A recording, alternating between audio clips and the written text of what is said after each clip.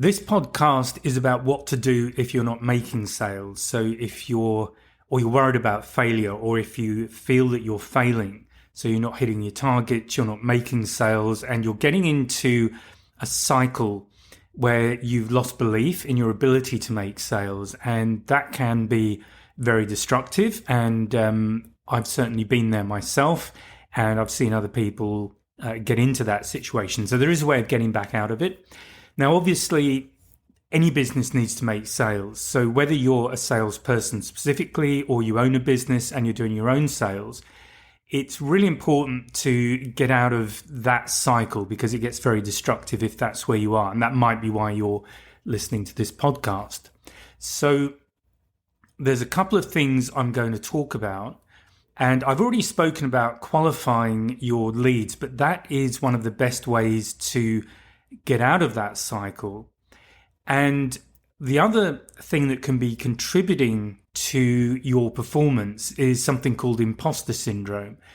And basically what that is about, it's simply a mental state, if you like, where somewhere deep down, or maybe not so deep down, you really feel that you're not right for the job, or you're not able to do the job, or you're getting some success, but you're kind of telling yourself it's all a fluke, and sooner or later somebody's going to find out that you're faking it, or you're just really, really lucky, or for whatever reason, you are not really achieving the results that the numbers say that you are. So that's, in one sense, is a more difficult thing to deal with, because that comes into mindset, and I will talk about mindset in another podcast. But for now, I really want to give you something that you can apply straight away to start turning your sales around. And the first thing is to just step back. So step back from that cycle. What tends to happen in that cycle is that if the sales aren't happening, you'll tend to start going after absolutely anybody just to try and make it happen. And what happens when you do that, you start to get under pressure to make sales, whether that's pressure on yourself, or because your business is doing really badly. And if you don't make some sales soon, you're going to go out of business and you could lose everything. Or it may be that you're worried that your sales manager will lose patience with you, or whoever it is you report to, because of bad sales numbers. And if they're not the kind of person, or you're not in the kind of organization that coaches salespeople when they have trouble, that's going to put a lot of pressure on you. So you start to get more desperate, and that will come across in the way that you speak to clients, whether you're trying to set up an appointment, or whether you're doing a demonstration, or whatever your sales process is. That with some salespeople, there's almost an air of desperation. If you watch The Simpsons, you'll know old Gil. You kind of get into that, only it's not funny when you're in that, because it's a very, very stressful situation to be in. So let's look at ways we can deal with that. The very first thing is to, as I say, step back and look at your qualification process. So I've already spoken about qualification, but it's really important, particularly if you're in a situation where you're not making sales, that you start getting realistic about who your customers are. Because what will tend to happen is that you'll start spending time with people who are never going to be your clients. And it may be that it just gets your call rate up, or however else you're being rated by your sales manager, or being busy makes you feel better. You feel like you're doing something. But in fact, what you're doing is not the right action. It's just being busy. And being busy is not necessarily being productive. So step right back and look at your qualification process. And if you haven't done that, look at either who are your current customers, who are the best customers you have, or if you don't have customers, you might need to rethink who you're selling to. So what sales comes down to always is, what problem are you solving, and who are the people who have that problem? So if you can't answer those two questions very simply, and by simply I mean in terms that a 13 or 14-year-old could understand very easily, then you've really got a problem with your whole approach to your market. Do you even have a market? So you've got to get very clear on the problem that you're solving and who the people are who have the problem. And then the next step is to look at where they hang out. So make sure you're spending time in the right places. So you're spending time where those people are going to be. And that way you're much more likely to get people who are likely to be clients for you. So all of this is marketing. All of this is another conversation. And I'm going to assume that part of it you have sorted out, because this really is what you do if you're launching a business or if you're in a company. Somebody in marketing will have done all of this, hopefully, because if you don't have a solution that people want, then you don't have a business, frankly. So that's what we get down to. So I'm going to assume that you do have products that are good, products, services, whatever it is you're selling, that they are of value. You do solve a problem for certain people. So the next thing is to get very clear on who those people are. Now, if you're in a business that's been running for a little while and you've already got clients, just look back at those people. Who are they? So your decision makers, who are they in the company? Who are the influencers? Get very clear on that. But most of all, where did you find those people? What are the problems that you solved? And how do you identify them in the first place? How do you know someone's got that problem? Now, obviously, doing a general podcast like this, I can kind of go so deep, and then we're into specifics, and that's where you have to fill in the gap. But that really is the key thing to do, is to just step back and look at your qualification process. From my experience of it, what people tend to do is they lose sight of that. And as I've already said, they'll tend to try and sell to anybody. They just start feeling desperate. So the first thing to do is get out of that feeling of desperation. And the best thing to do for that is to either sit down and go back to basics, start requalifying who you're spending your time with. If you're under a lot of stress, go for a walk. Honestly, the best thing you can do is just try and break that mental cycle. If you're just sitting there going after random person after random person, that is not going to work. So find a way to step back mentally and just refocus. Look at who the people are that you need to sell to, whether it's individuals or companies, and then refocus your efforts there. But allow your qualification process to work for you.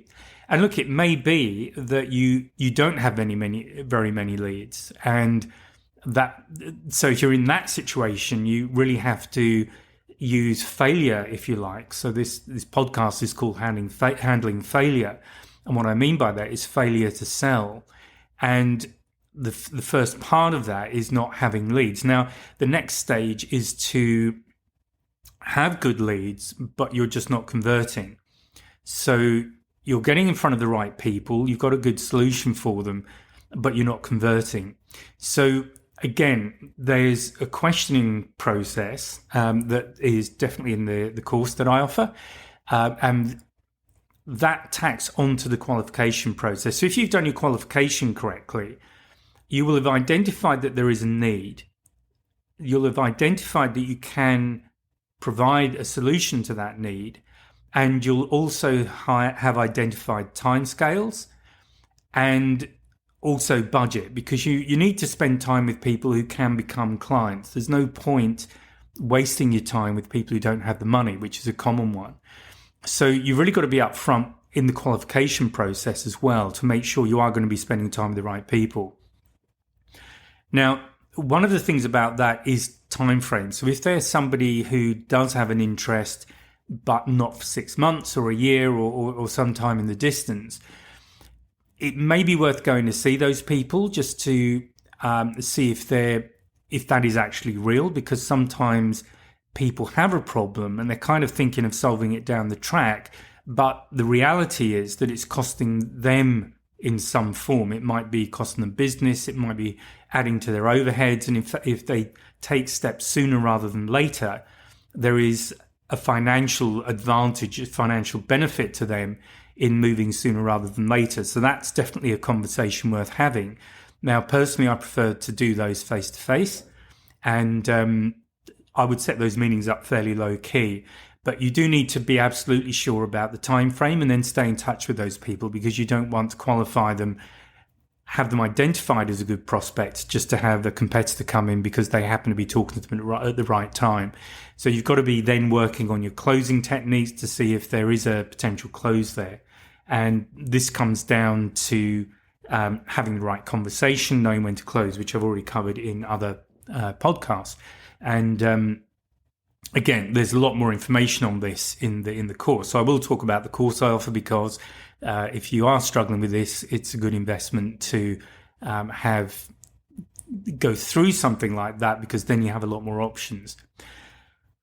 Okay, if you're doing all of that stuff right, but you're still failing, then you need to step back and objectively rate yourself. So one of the things I used to do to myself, and also I would do with salespeople I had working for me, and I would encourage them to do it for themselves too, is just after a meeting, kind of just sit down and debrief myself, or I debrief with a salesperson, and be objective. So this isn't to nitpick or find faults that aren't really there, but it's to just try and identify if you're doing something fundamentally wrong. And we've all had that situation where we've been in a conversation, it hasn't gone quite right, and we've come away feeling that we've blown it somehow, and then an hour later you realize what you should have said. So that's the reason for doing something like this, is just to be objective. And again, this comes down to you specifically. What are you doing? And hopefully you can begin to identify there are certain things you tend to do. Maybe you didn't listen to somebody. Maybe you didn't involve a certain person in the conversation. Did you identify everybody in the meeting? That's another classic salespeople that I've seen. Common things is they'll talk at the client. They won't have the right conversation. So they'll go through a brochure or whatever, but they're doing their pitch. They're not listening. And as a salesperson, the most important thing to do is to listen to your client, because they are giving you all of the information you need to make that sale, or to know when to walk away from it. But most salespeople that I've coached, at least early on, make that mistake of not listening. They'll just go. A brochure is probably the worst thing to have with you, because they'll just talk through it, because there's safety in that. And that's one of the reasons that salespeople do that there is safety in presenting what they know. It's not safe letting a client talk to you in one sense, because they might ask you things you don't know, or they might identify themselves as someone who isn't going to be a customer. Well, the thing is not to regard that with fear, but to welcome that, because then and there's absolutely nothing wrong with saying to someone, look, I don't think we've got a good match here, and I don't really want to waste your time, and I don't want to waste my time. Unless I've got it wrong, I don't think we can really provide a solution for you. A lot of clients like that, by the way. They like people being honest with them and open like that, because most of them are busy people. They've got a problem they need to solve. They don't want someone wasting their time with something that just isn't going to work. And one of the nice things about that is that if you do that and you walk away and somebody else gets that deal, the chances are that client will come back to you and just sound you out next time they have a problem, because you've been honest and direct. Now, it's not going to happen every time, but it's a good way to operate, because you don't want to be wasting your time. If you're doing face-to-face meetings, you've got a certain amount of time. That means you can do a certain number of meetings in a week or in a day, however you want to measure it. And from those meetings, you've got to hit your target. And if you go back to conversion rates, that you might, and I don't know what your conversion rate is, but it might be 1 in 4, or it might be 1 in 3. That 1 in 3 in a lot of businesses is a really good conversion rate. It might be 1 in 10, in which case you've probably got a problem. There are probably, you need to start going through all the steps of your process, because certainly for the businesses I'm in, that's not a good conversion rate. And it means that every 10 people you see, 9 of them won't buy, so only 1 in 10. How many meetings you do in a week? How many sales do you need to make a week to hit target? You've got to kind of approach it this way and let the numbers tell the story.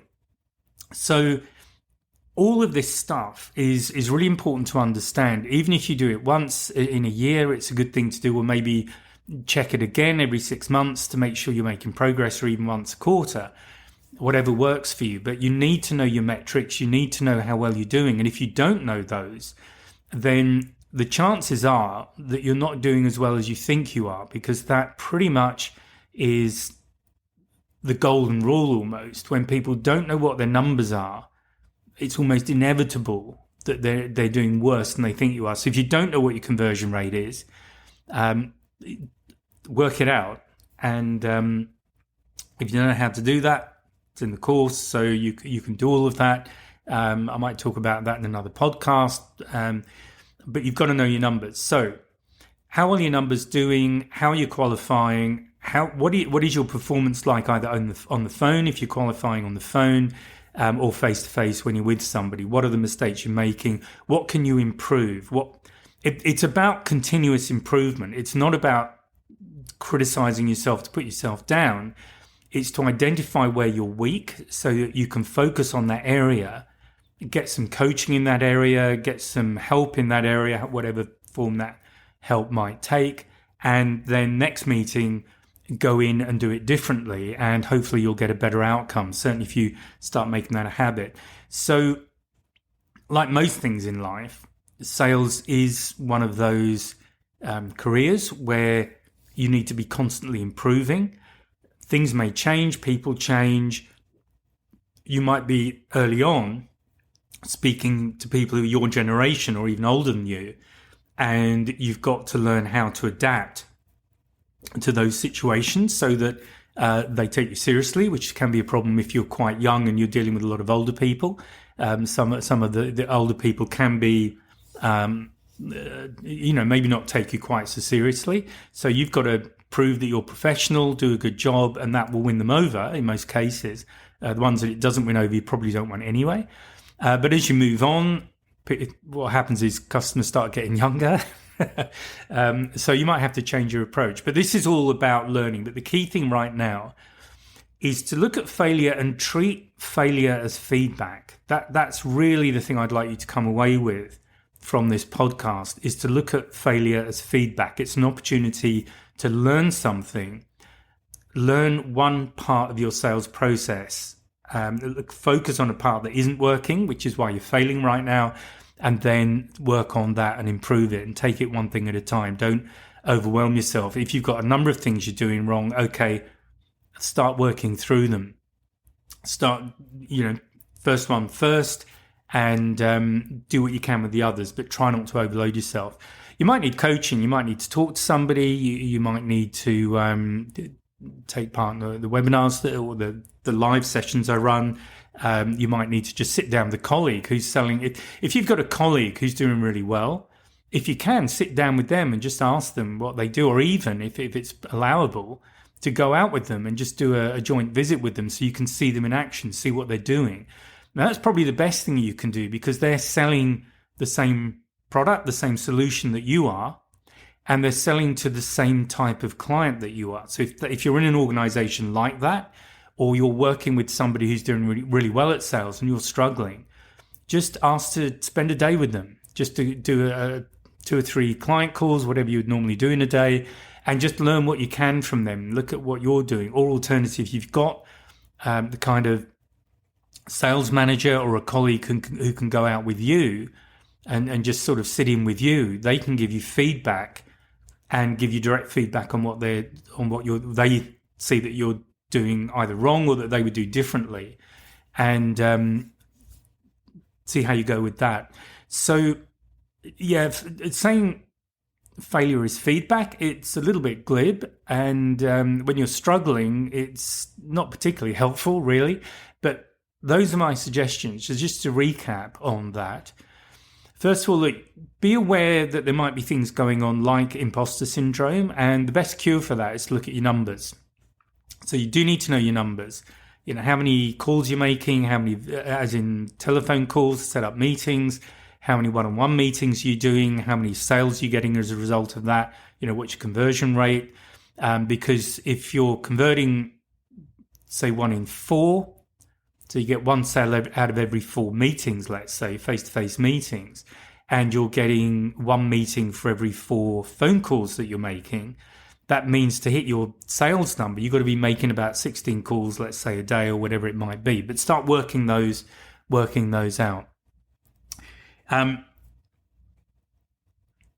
Be objective about what you're doing when you can. And if you're struggling with doing that, if you can, and there is somebody who, if you're working in an organization where somebody else is selling, just invest a day in spending time with them, or if they're willing, have them come out with you, and ideally do both so you can see them in action. You can implement what they're doing, and then they can also be critiquing you. And that's time very well spent, in my opinion, because if you can start turning your numbers around, it's great for the organization, and kind of everybody wins. And maybe you buy your colleague dinner, I don't know, whatever works. If you're on your own, it's more difficult. So you need to be a little bit more objective and be a little bit more self-critical. So I hope that's helpful. As I say, know your numbers. Make sure you're qualifying the right people. Make sure your qualification process is correct. And then go through each step of what you're doing in these meetings and critique what you're doing well. And one way of measuring that is just look at what sort of response you get. Are you getting clients that are engaging with you, telling you the problems, or are they kind of pulling away? If that's happening early, then you're probably having the wrong conversation. So there are, you just got to work that out. Obviously, we're getting into specifics here, and I can only give you general things to try. So there you go. So I hope you found that valuable, and I'll speak to you next time. Bye for now. If you found this podcast useful, and hopefully it's got you thinking, please sign up to my mailing list. There's a link in the description where you can just sign up, and I'll keep you informed of what's going on. There's also a link to a free 1-hour webinar. It's an on-demand webinar, and I'll take you through 3 things you can do right now to improve your sales confidence, and that includes handling objections and closing the sale. So please check out the links, and please join the mailing list, and I'll speak to you next time.